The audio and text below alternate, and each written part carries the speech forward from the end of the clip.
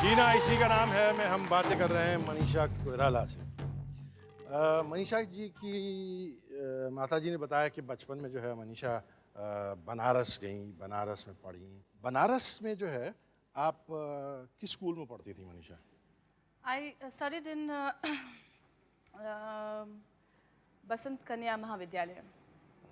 That's an Anivescent based this thing institution, and I studied there till the 10th standard. तो क्यों Banaras? In Nepal, my grandfather was fighting the freedom movement for democracy. He was an exile, politically exile. Banaras में, और इसलिए आपका घर वर एक setup किस्म का था। They had to, entire family had to flee Nepal. Ji. And so we had to settle down in Banaras. इन बनारस। चूंकि मनीषा इतनी ज्यादा और इतनी शुद्ध और इतनी फ्लोरल हिंदी में बातें कर रही है, मैं सोच रहा हूँ इसका राज क्या है कि किसने इनको सिखाई इतनी अच्छी हिंदी, और कैसे ये फटाफट हिंदी में ही सिर्फ जवाब दे रही हैं। ये पर्दे पे देखते हैं इसका राज क्या है, यहाँ देखते हैं। मनीषा, तुम्हारे साथ जो दिन व्यतीत किए गए थे वे अद्भुत थे। मुझे याद है कि तुमने मुझे अपना ड्रामा दिखाने के लिए आमंत्रित किया था, आग्रह किया था, और मैं गया भी था। देखा, मुझे बहुत अच्छा लगा। तुमको शायद याद हो या नहीं याद हो, मैंने ये कहा था कि तुम्हारे में अभिनय का टैलेंट है, लेकिन रियाज करनी पड़ेगी। अभिनय की बात कम से कम थ्योरी तो सुषमा में भी थी, तुम्हारी माँ में। मेरा ऐसा ख्याल है कि सुषमा की थ्योरी का, बातचीत का कुछ असर भी तुम्हारे ऊपर होगा। क्यों, तुम्हारा परिवार तो इतना सांस्कृतिक था।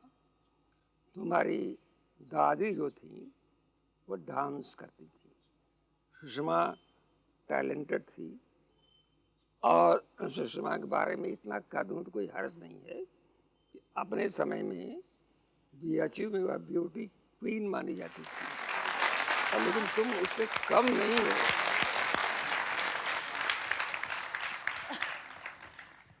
डॉक्टर बच्चन जो अभी बोल रहे थे और जिन्होंने आपको हिंदी सिखाने के लिए इतना कष्ट किया है, उनके बारे में आप हमें थोड़ा बताएं। मुझे वो मेरे काफ़ी दिल के करीब हैं, क्योंकि जब मैं छोटी सी थी तभी से कुछ मेरी एक ख्वाहिश थी कि मैं कुछ लिखूं, और I used to try and write.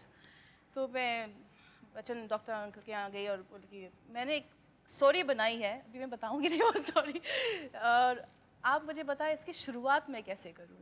तो वो मुझे बिठा के बताते थे अगर ये ड्रामा है तो ड्रामा की शुरुआत ऐसे होना चाहिए। उन्होंने काफ़ी मुझे सिखाया है, और उनका असर भी काफ़ी रहा है मेरे ऊपर। आपकी उन दिनों की जो है स्कूल के दिनों की कुछ झलकियाँ हम देखते हैं यहाँ। हेलो मनीषा, कैसी हो? पहचाना? मैं तुम्हारी शीला टीचर, मैथ्स पढ़ाती थी।